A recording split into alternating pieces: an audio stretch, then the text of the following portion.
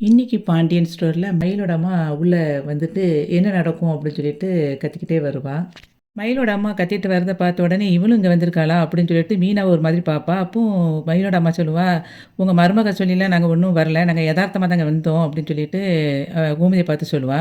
மயிலோட அம்மா வந்து மயிலை பார்த்து சொல்லுவா, இங்கே எவ்வளோ பிரச்சனை வீட்டில் அங்கங்கே நடந்துக்கிட்டு இருக்கு, ஆனால் அது எந்த ஒரு இதுவும் தெரியாமல் எவ்வளோ சந்தோஷமாக இருக்காங்க பார்த்தியா அப்படின்னு சொல்லிட்டு கோமதியை பார்த்து சொல்லுவா.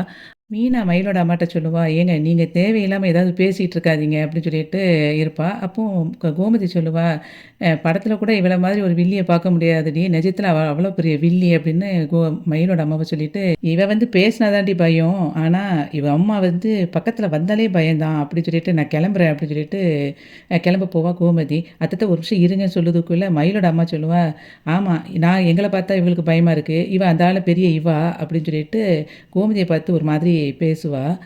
பெரிய இவா, நாங்கள் அப்படி என்ன பெரிய வில்லத்தனம் பண்ணிட்டோம், பார்க்காததை பார்த்த மாதிரி அப்படின்னு சொல்லிட்டு இருப்போம் மயிலோட அம்மா. நாங்கள் என்ன அப்படி ஒரு வில்லத்தனம் பண்ணிட்டோம் அப்படின்னு மயிலோட அம்மா கேட்பா. அதுக்கு வந்து கோமதி வந்து சொல்லுவா, இங்கே பாருங்கள் தேவையில்லாமல் ஏதாவது பேசிகிட்டு இருக்காதீங்க அப்படின்னு சொல்லுவா. அப்போ பக்கத்தில் மயில் சொல்லுவா, ஆமாம்மா ஏமா தேவையில்லாமல் பேசிகிட்டு இருக்க, கொஞ்சம் அமைதியாக இருமா அப்படின்னு சொல்லிட்டு இருப்பா. அப்போ பழையபடியும் வந்து மயிலோட அம்மா சொல்லுவா, நீ சும்மா இருடி, என்னமோ நம்ம பெரிய வில்லத்தனம் பண்ணிட்டோம் அப்படின்னு சொல்லிட்டு தேவையில்லாமல் பேசிக்கிட்டு இருக்கா, நீ அதை கேட்டுட்டு இருக்க சொல்கிறியா, இவங்க மட்டும் பெரிய ரொம்ப யோக்கியமா, ஒரு பெரிய சிவகங்கை சீமையில் இல்லாத ஒரு குடும்பம் மாதிரி பேசிக்கிட்டு இருக்கா, ஒரு ஒத்த மளிகை கடையை வச்சுக்கிட்டு இந்த சாம்ராஜ்யத்தையே ஆள்ற மாதிரி பேசிக்கிட்டு இருக்கா அப்படின்னு சொல்லிட்டு அவங்க அம்மா சொல்லுவாள். ஒத்த மளிகை கடையை வச்சுக்கிட்டு பேசுகிற பேச்சை பாரு, அந்த கடையிலையும் மூத்த இளவரசர் போய் வேலை பார்க்குறாரு, அவருக்கும் சம்பளம் கிடையாது, அவருக்கு +2 படித்த பொண்ணு போதாதா, கலெக்டர் பொண்ணு கேட்குதோ அப்படின்னு சொல்லிட்டு அவங்க அம்மா பேசுவாள். உடனே கோமதி சொல்லுவா, இங்கே பாருங்கள் நாங்கள் ஒன்றும் கலெக்டர் பொண்ணுலாம் எதிர்பார்க்கல, ஒரு நேர்மையான பொண்ணை தான் நாங்கள் எதிர்பார்த்தோம், ஆனால் அந்த நேர்மை வந்து உங்கள் பொண்ணுக்கிட்ட கிடையாதுன்னு சொன்ன உடனே தான் என் பையன் அவள் கூட வாழ முடியாதுன்னு சொன்னான் அப்படின்னு சொல்லிட்டு பேச வேண்டிய அளவுக்கு நாங்கள் பேசி முடிச்சிட்டோம், போதும் இதுக்கு மேலே எங்களுக்கு அப்படின்னு சொல்லும்போது, என்ன போதும் பேசுங்க பார்ப்போம் நானும் கேட்குறேன் அப்படின்னு சொல்லிட்டு மயிலோட அம்மா சொல்லுவாள். உடனே பக்கத்தில் இருந்துட்டு மீனா சொல்லுவா மயிலோட அம்மா கிட்ட, ஏங்க நீங்கள் வந்து ஓவராக பேசிக்கிட்டே இருக்கீங்க, பிரச்சனை வேண்டான்னு சொல்லிட்டு தானே நான் இங்கே வந்து அக்காவை கூட்டிகிட்டு வந்திருக்கேன், நீங்கள் இதுக்கு தேவையில்லாமல் உள்ளே நுழைஞ்சி சண்டை போட்டுட்ருக்கீங்க, நீங்கள் தேவையில்லாமல் இங்கே பிரச்சனை பண்ணிக்கிட்டு இருக்காதீங்க அப்படின்னு சொல்லிட்டு சொல்லுவாள். உடனே கோமதி சொல்லுவா, இப்போ இந்த இடத்துல நாங்கள் இருக்க போய் தான் அமைதியாக போயிட்டோம், மற்றவங்களாக இருந்திருந்தா இந்த இடத்துல உங்களை அவ்வளோ வெறுமே இவ்வளோ போய் சொன்னதுக்கு போலீஸ் ஸ்டேஷனில் கொண்டு கம்பி எண்ணெய் வச்சுருப்பாங்க அப்படின்னு சொல்லிட்டு கோமதி சொல்லிக்கிட்டு இருப்பா. மயில் சொல்லுவா, ஏமா கொஞ்ச நேரம் அமைதியாக இருக்கலாம்லம்மா, ஏமா தேவையில்லாமல் பிரச்சனை பண்ணிக்கிட்டு இருக்க அப்படின்னு சொல்லி சொல்லும்போது, ஏன்டி நானாடி பிரச்சனை பண்ணிக்கிட்டு இருக்கேன், அவங்க தான் பிரச்சனை பண்ணிகிட்டு இருக்காங்க அப்படின்னு சொல்லிட்டு கோமதியை காட்டுவா. கோமதி சொல்லுவா, நீங்கள் தான் பிரச்சனை பண்ணிகிட்டு இருக்கீங்க அப்படின்னு சொல்லிட்டு 2 பேரும் மாறி மாறி ஆர்கியூ பண்ணிக்கிட்டே இருப்பாங்க. கோமதி வந்து மீனாவை பார்த்து சொல்லுவா, ஏண்டி என் பேச்சை தான் நீ கேட்க மாட்ட, ஆனால் உங்கள் மாமா பேச்சையாவது கேட்கலாம்ல, இந்த குடும்பத்துக்கும் நம்ம குடும்பத்துக்கும் வந்து ஒட்டும் வேண்டாம் உறவு வேண்டாம்னு சொல்லி தானே நாங்கள் தள்ளி இருக்கிறோம், அப்படி இருக்கும்போது ஏண்டி இந்த மாதிரி கூட்டிகிட்டு வந்து என்னைய வந்து நம்ப வச்சு கழுத்தை அறுத்த அப்படின்னு சொல்லிட்டு மீனாவை பார்த்து கேட்பா. உன்னால் சும்மாவே இருக்க முடியாதா மீனா, உன் பேச்சை நம்பி இங்கே வந்த பாரு, என்னைய முதல்ல சொல்லிக்கிடணும், கோவிலுக்கு வரணும்னு நினைக்கிறதே நிம்மதியாக இருக்கத்தான், ஆனால் இங்கே வந்தால் கண்டவங்க பேச்சையும் கேட்க வேண்டியிருக்கு, கண்டவங்களும் பார்க்க வேண்டியிருக்கு, சரி உன்னை நம்பி இங்கே வந்த பாருன்னு சொல்லிட்டு திரும்பியும் சொல்லிட்டு கிளம்பி போயிடுவா கோமதி. மீனா வந்து மயிலோட அம்மாட்ட சொல்லுவா, ஏங்க நான் உங்களை வெளியே தானங்க இருக்க சொன்னேன், நீங்கள் எதுக்குங்க உள்ளே வந்தீங்க அப்படி சொல்லும்போது, நீ சொன்ன உடனே நான் கேட்டுட்டு வெளியே நிற்கணுமா, நான் அப்படித்தான் உள்ளே வருவேன், அந்த அம்மா வந்து அவ்வளோ பேசிகிட்டு இருக்கா என் பொண்ணை, நான் அதை கேட்டுட்டு சும்மா இருக்க சொல்கிறியா, இந்த அம்மா பேசுகிறத கேட்கத்தான் இந்த புள்ளத்தாச்சி பொண்ணுன்னு பார்க்காம இங்கே வர சொன்னியாக்கும் அப்படின்னு சொல்லிட்டு மீனா பார்த்து கேட்பா. உடனே மீனா சொல்லுவா, ஏங்க நான் வந்து அக்காவை வந்து குழந்தை உண்டானதை அத்தைக்கு தெரிஞ்சாலே அவங்க வந்து சரியாயிருவாங்கன்னு நம்பி தாங்க நான் கோயிலுக்கே வர சொன்னேன். மீனா சொல்லிகிட்டு இருக்கும்போதே மயில் சொல்லுவா, இப்போ பார்த்தியா அத்தை எப்படிலாம் என்னை பேசிட்டு போகிறாங்கன்னு, நான் ஏற்கனவே வந்து செஞ்ச தப்பை நினச்சி ஃபீல் பண்ணிக்கிட்டு இருக்கேன், மேலும் மேலும் இவங்க அதை வந்து ஞாபகப்படுத்தி என்னை வந்து திரும்பியும் குத்தி குத்தி தான் காட்டிக்கிட்டு இருக்காங்க, நான் நிறைய தப்பு பண்ணிட்டேன், அந்த தப்புக்கு ஒரு தண்டனையாகவே நான் இதை எடுத்துக்கிறேன் அப்படி சொல்லும்போது மயிலோட அம்மா சொல்லுவா, நீ என்னடி பெரிய தப்பு பண்ணிட்டா, ஊரில் உலகத்தில் பண்ணாத தப்பையா நீ பண்ணிட்டா அப்படி சொல்லும்போது மயில் சொல்லுவா, ஏமா நம்ம இன்னும் நம்ம தப்பு பண்ணலன்னு நீ நினச்சிக்கிட்டு இருக்கியா, நம்ம செஞ்சது எல்லாமே பெரிய ஃப்ராடுத்தனம், அத்தை சொன்ன மாதிரி மற்றவங்களாக இருந்தாங்கன்னா இந்த நேரத்தில் நம்ம ஜெயிலில் கம்பி தான் எண்ணிக்கிட்டு இருப்போம், அத்தையாக இருக்க போய் அவங்க ஃபேமிலியாக இருக்க போய் நம்மளை விட்டு வச்சுட்டாங்க அப்படின்னு சொல்லிட்டு மீனாட்ட சொல்லுவா, இனிமேல் வந்து நீ எனக்காக வந்து நீயா ஏதாவது யோசிச்சுட்டு ஏதாவது பண்ணிகிட்டு இருக்காத மீனா, மீனா அப்படின்னு சொல்லிட்டு அவங்க அம்மாவை கூட்டிகிட்டு கிளம்பிடுவா. மீனா அப்படியே பார்த்துட்டு அப்செட் ஆகி நிற்பா. பாண்டியன் வீட்டில் அரசியும் அவங்க அம்மாச்சியும் உட்காந்துட்டு இருப்பாங்க. அப்போ பாண்டியன் அங்கேருந்து வருவான். அவங்க அப்பா கிட்ட வந்து அவள் ரூபா கேட்பா. உடனே இந்தாப்பா அப்படின்னு சொல்லிட்டு 200 கையில் தூக்கி அரசிக்கு கொடுப்பான். கொடுத்துட்டு அதுக்கப்புறம் அப்படியே உள்ள எட்டி பார்த்துட்டு இருப்பான். அப்போ வந்து கோமதியோட அம்மா சொல்லுவா, தம்பி கோமதி வந்து கோயிலுக்கு போயிட்டாப்பா அப்படின்னு சொல்லி சொல்லுவான். அதுக்கு வந்து இல்லை நான் சும்மா தான் பார்த்துட்டு இருந்தேன் அப்படின்னு சொல்லிட்டு இருக்கும்போதே கோமதியோட அம்மா சொல்லுவா, உங்ககிட்ட ஒரு கொஞ்சம் நேரம் பேசணும்ப்பா, கொஞ்சம் பேச முடியுமா, கொஞ்சம் உட்காருங்களேன் அப்படின்னு சொன்னோடனே சரின்ட்டு பாண்டியன் உட்காந்துருவான். பாண்டியன் கிட்ட கோமதியோட அம்மா சொல்லுவா, இப்படி நீங்கள் 2 பேரும் புருஷன் பொண்டாட்டி சண்டை போட்டுக்கிட்டு இருந்தா நல்லாவாப்பா இருக்கு. வீட்டில் எல்லாரும் பிள்ளைங்க எல்லாம் நினச்சி கவலைப்பட்டுட்டு இருக்காங்க. ஆனால் உங்ககிட்டலாம் அதை எப்படி சொல்லுன்னு தெரியாமல் இருக்காங்க அப்படின்னு சொல்லிட்டு இருக்கும்போது நல்லா பேசி இருக்கலாம்ல அப்படின்னு சொல்லி சொல்லுவா கோமதியோட அம்மா. அதுக்கு வந்து பாண்டியன் சொல்லுவான், அத்தை உங்களுக்கு தெரியாது, நான் கோமதியை வந்து ரொம்ப நம்பினேன். அவள் வந்து என்கிட்ட வந்து ரொம்ப பொய் சொல்லிட்டா. அவள் எனக்கு எப்போவுமே நியாயமாக என்கிட்ட நம்பிக்கையாக இருப்பான்னு நினச்சேன். அந்த நம்பிக்கைக்கு வந்து உடச்சிட்டாவா. அதனால் நீங்கள் வந்து தயவுசெய்து அவளுக்காக சப்போர்ட் பண்ணி பேசாதீங்க. ஏன்னா அதை வந்து சீக்கிரத்துக்குள்ளே மறக்க முடியாது. இனிமே அந்த டாப்பிக்கை பற்றி பேசாதீங்க. நான் கிளம்புறேன்னு சொல்லிட்டு அவன் கிளம்பி போயிடுவான். அப்போ வந்து கோமதியோட அம்மா சொல்லுவா, நடந்த கல்யாணத்துக்கு இவர் இவ்வளோ டென்ஷன் ஆகுறாரே, இன்னும் நடக்க போகிற கல்யாணத்தை வந்து நினச்சா என்ன ஆகும் அப்படின்னு சொல்லி யோசிச்சுட்டு இருக்கும்போது, யார் கல்யாணத்தை நடத்தி வைக்க போகிறீங்க அப்படின்னு அரசி கேட்பா. உனக்கும் குமாருக்கும் தான் அப்படின்னோடனே என்னது அப்படி சொல்லி சொல்லுவா அரசி. ஆமாம் அவங்க உங்கள் 2 பேத்துக்கு கல்யாணம் முடிச்சு வச்சா இந்த 2 குடும்பமும் ஒன்றாயிரும்ல அப்படி சொல்லி சொல்லும்போது, ஆமாம் அந்த 2 குடும்பம் சேர்ந்து தான் அதுக்கப்புறம் எல்லாம் ஆகப்போகுது. நீங்கள் வேற அம்மாச்சி தேவையில்லாமல் எதையாவது யோசிச்சுட்டு இருக்காதீங்க. அப்படியே ஒரு சான்ஸ் கிடைச்சா கூட உங்கள் பேரை நான் கல்யாணமே முடிக்க மாட்டேன். அவன் சரியான பொறுக்கி. எனக்கு நடக்க வந்த கல்யாணத்தையுமே அவன் தடுத்து நிறுத்தி என்னை நாசமாக்கிட்டான். அவனால நான் கல்யாணமே முடிக்க மாட்டேன் அப்படின்னு சொல்லி சொல்லுவா அரசி. உடனே அவங்க பாட்டி சொல்லுவா, ஏண்டி அவன் இப்போ திருந்திட்டான்டி அப்படின்னு சொல்லும்போது, நாய் வாலை எங்கேயாவது நிமிர்த்த முடியுமா அம்மாச்சி, அதனால் அவனெல்லாம் திருத்த முடியாது அப்படின்னு சொல்லிட்டு, என்கிட்ட சொன்ன மாதிரி எங்கள் வீட்டில் யார்ட்டையும் சொல்லிகிட்டு இருக்காதீங்க. அப்படி எங்கள் அப்பாவுக்கு தெரிஞ்சிச்சுன்னு வச்சுக்கோங்க, உங்களையும் கொன்று போட்டுட்டு என்னையும் வந்து கொன்று போட்டுருவாங்க அப்படின்னு சொல்லிட்டு அவள் கிளம்பி போயிடுவா.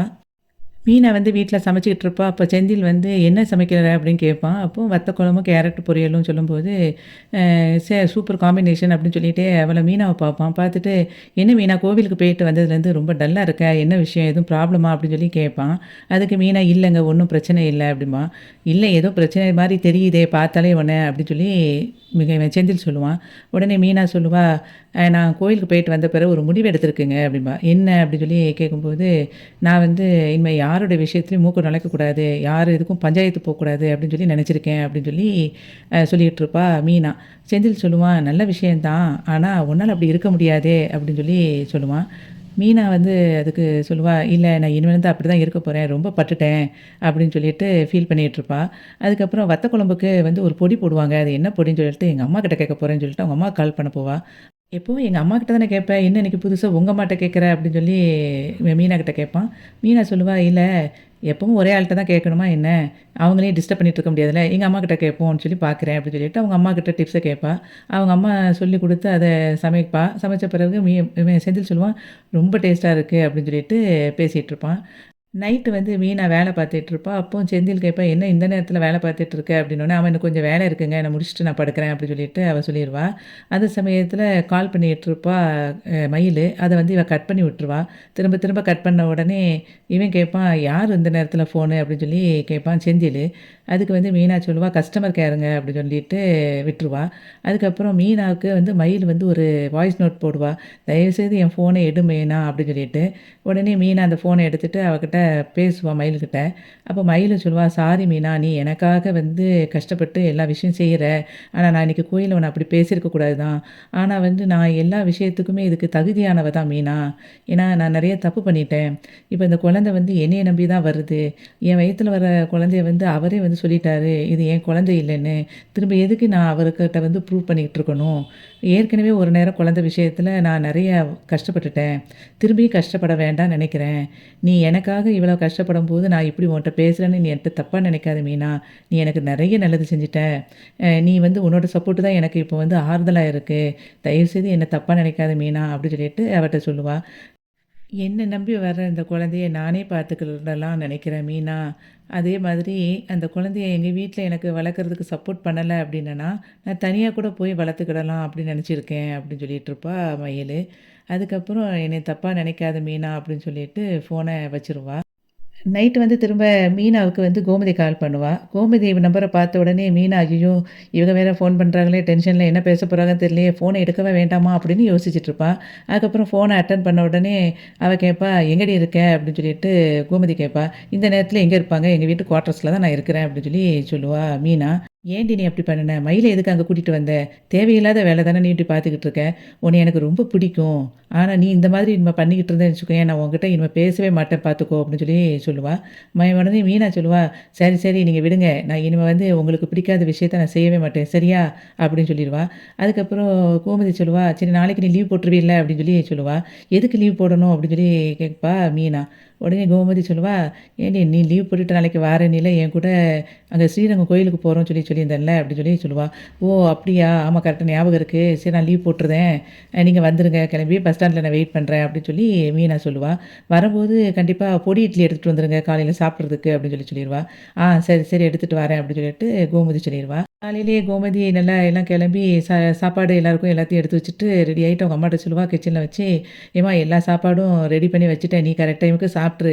அதுமாரி பிள்ளைங்களும் சாப்பிடாதுங்க. அதனால அந்த பிள்ளைங்களுக்கும் நீ கரெக்ட்டா எடுத்து குடுத்துருமா." அப்படின்னு சொல்லி சொல்லுவா. கோமதி அவங்க அம்மாகிட்ட. அப்போ வந்து கோமதியோட அம்மா சொல்லுவா, "ஏன்டி நீ மாப்பிள்ளைகிட்ட சொல்லிட்டியா?" அப்படின்னு சொல்லி சொல்லும்போது, "நான் எதுக்கு மாப்பிள்ளைகிட்ட சொல்லணும்? அதெல்லாம் நான் மாப்பிள்ளைகிட்ட சொல்லல." அப்படிம்பா.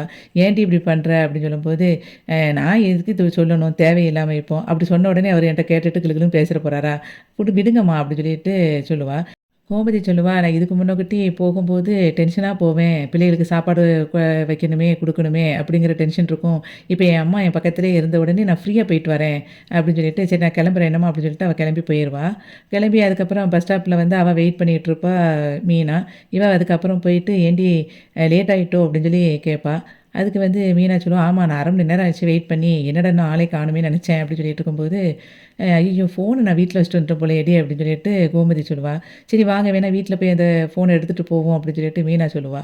கோமதி அதுக்கு வந்து, "இல்ல, இல்ல வேண்டாம். ஒரு நாள் ஃபோன் இல்லைன்னா பரவால்ல இருக்கட்டும்." அப்படின்னு சொல்லிட்டு 2 பேரும் கிளம்பி போயிருவாங்க. கோமதியோட அம்மா கிச்சன்ல நின்னுட்டு அப்படி இருக்கும்போது, கோமதியோட ஃபோன் வந்து அங்க இருக்கிறத பாப்பா. "ஐயய்யோ! ஃபோன வச்சுட்டு போயிட்டாளே!" அப்படின்னு சொல்லி யோசிச்சுட்டு இருக்கும்போதே, திடீர்னு அப்புறம் ஒரு ஐடியா யோசிப்பா. நம்ம வந்து இந்த ஃபோன வச்சு ஏதாவது பண்ணிர்லாமே! இவங்க மாப்பிள்ளையும் இவளையும் சேர்த்து வச்சிரலாம். பார்ப்போம் இன்னைக்கு ஏதாவது ஒரு பண்ணுவோம்." அப்படின்னு சொல்லிட்டு, ஆனா இத சத்தம் கேட்காம இருக்கணுமே! அதுக்கு என்ன பண்ணன்னு தெரியலையே! அப்படின்னு யோசிச்சுட்டு அரசிகிட்ட போவா. அரசிட்ட போயி கோமதியோட அம்மாவோட ஃபோன வந்து அவட்ட குடுத்து, "அரிசிம்மா இது வந்து என்னோட ஃபோன் வந்து சத்தமா வந்துகிட்டு இருக்கு. இத சைலன்ட்ல போடணும். எனக்கு போட்டு குடேன். எப்படி பண்ணுவ?" அப்படின்னு சொல்லி கேட்பா. "உங்களுக்கு டிஸ்டர்பன்ஸா இருக்குன்னா ஸ்விட்ச் ஆஃப் பண்ணிடலாம் அம்மாச்சி" அப்படின்னு சொல்லி சொல்லுவா. "இல்ல, இல்ல எனக்கு பிறகு யார் கால் பண்ணியிருக்கான்னு தெரியாம போயிரும். நீ இத சத்தத்த மட்டும் எனக்கு குறைச்சு காட்டு. எப்படி பண்ணுவ?" அப்படின்னு சொல்லிட்டு அத பார்த்துட்டே இருப்பா. இவ அம்மாச்சியோட ஃபோன்ல அவ எப்படிலாம் சவுண்ட குறைக்கிறான்னு பார்த்துட்டு, நேரா அந்த கோமதியோட அம்மா கிச்சனுக்கு போயிட்டு, கோமதியோட ஃபோன சைலன்ட் மோட்ல போட்டு ஒரு டப்பால போட்டு அடைச்சு வச்சுருவா. வச்சுட்டு நேரா போயி ஹால்ல போய் உட்காந்துருப்பா. அப்ப கதிரும், ராஜியும் அங்கருந்து வருவாங்க. வந்துட்டு, "என்ன அம்மாச்சி சாப்பிட்டுட்டீங்களா?" அப்படின்னு சொல்லிட்டு கதிர் கேட்பான். அதுக்கு அவ சொல்லுவா, "இல்லப்பா இன்னும் நான் சாப்பிடல." அப்படின்னு சொல்லும்போது, இவ ராஜி கேட்பா, "என்ன பாத்தா ஏன் இவ்வளோ நேரம் சாப்பிடாம இருக்கீங்க? மணி 9 ஆச்சு.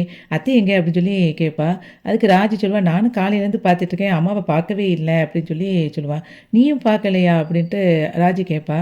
உடனே அதுக்கு இவ கோமதியோட அம்மா சொல்லுவா, "நான் வந்து காலையிலே 5:30க்கே எந்திரிச்சுட்டேன். அப்பவும் உங்க அம்மாவ நான் பார்க்கல." அப்படிங்கிற மாதிரி போய் சொல்லிருவா. "அப்படியா? நீங்களும் பார்க்கவே இல்லையா? அப்போ அத்தை வந்து பக்கத்து வீட்ல எங்கேயாவது போயிருப்பாங்க." அப்படின்னு சொல்லி சொல்லுவா ராஜி. அதுக்கு "காலங்காத்தால இவ போறா கோமதி." அப்படின்னு சொல்லிட்டு சொல்லுவா கோமதியோட அம்மா. உடனே ராஜி சொல்லுவா, "அதுக்கு பக்கத்துல நர்மதா அக்கா வந்து சீட்டு பிடிக்கிறாங்க. அவங்க இன்னைக்கு சீட்டு தட்டுவாங்க. அதுக்காக போயிருப்பாங்களா இருக்கும்." அப்படின்னு சொல்லி சொல்லுவா ராஜி. உடனே கோமதியோட அம்மா சொல்லுவா, "அது இன்னைக்கு இல்லடி நாளைக்கு." அப்படின்னு கோமதி சொல்லியிருந்தா அப்படின்னு கோமதியோட அம்மா சொல்லிருவா. அரசி வந்து அப்ப அம்மா வந்து பக்கத்து கடைங்க வந்து புதுசா ஒரு கடை ஓப்பன் பண்ணியிருக்காங்க. அங்க வந்து புடவ எடுக்க போயிருப்பாங்களா இருக்கும் அப்படின்னு சொல்லி சொல்லுவா. கோமதியோட அம்மா சொல்லுவா, "ஆமா காலையில உட்காந்து அழுதுகிட்டு இருந்தா. அழுதவ வந்து அதெல்லாம் மறந்துட்டு டக்குன்னு போய் சாரி எடுக்க போயிருக்காளாக்கும்." அப்படின்னு சொல்லி சொல்லுவா. உடனே அதுக்கு கதிர் சொல்லுவான், "என்னது அம்மா அழுதுகிட்டு இருந்தாங்களா?" அப்படின்னு சொல்லிட்டு கேட்பான். "உங்க அம்மா என்கிட்ட சொல்லி புலம்பிக்கிட்டே இருந்தா, என் புருஷன் என்கிட்ட பேசவே மாட்டேங்கிறாரு." அப்படின்னு சொல்லிட்டு ரொம்ப அழுதுகிட்டு இருந்தாப்பா அப்படின்னு சொல்லும்போது, கதிர் கேட்பான், "அப்படியாம்மாச்சி அம்மா ரொம்ப அழுதாங்களா?" அப்படின்னு சொல்லி கேட்பான். "ஆமாப்பா" அப்படின்னு சொல்லிட்டு ரொம்ப ஃபீல் பண்ணி நடிப்பா அவங்க அம்மாச்சி. அரசி உடனே சொல்லுவா, "ஒருவேளை அம்மா வந்து கோயிலுக்கு போயிருப்பாங்களா இருக்கும். இருங்க நான் கால் பண்ணி பார்க்குறேன்." அரசி வந்து கால் பண்ணுவா. ஃபுல் ரிங் போய் அது கட் ஆகும். உடனே அரசி சொல்லுவா, "அம்மாவுக்கு ஃபுல்லா ரிங்கு போகுது. ஆனா, அம்மா எடுக்க மாட்டேங்கிறாங்க." அப்படின்னு சொல்லி சொல்லுவா. உடனே மனசுக்குள்ள வந்து கோமதியோட அம்மா ஃபீல் பண்ணுவா, "அப்பாடா! நல்ல வேளை அப்ப சத்தம் கேட்காம தான் இருக்குது." அப்படின்னு சொல்லிட்டு மனசுக்குள்ள நெனச்சுக்கிட்டு இருப்பா. அப்போ பாரு அவள பார்த்து ஃபோன கூட எடுக்கல. அப்போ எங்கேயோ போயிட்டா அப்படின்னு சொல்லிட்டு ஃபீல் பண்ணிட்டு இருப்பா அவங்க அம்மாச்சி.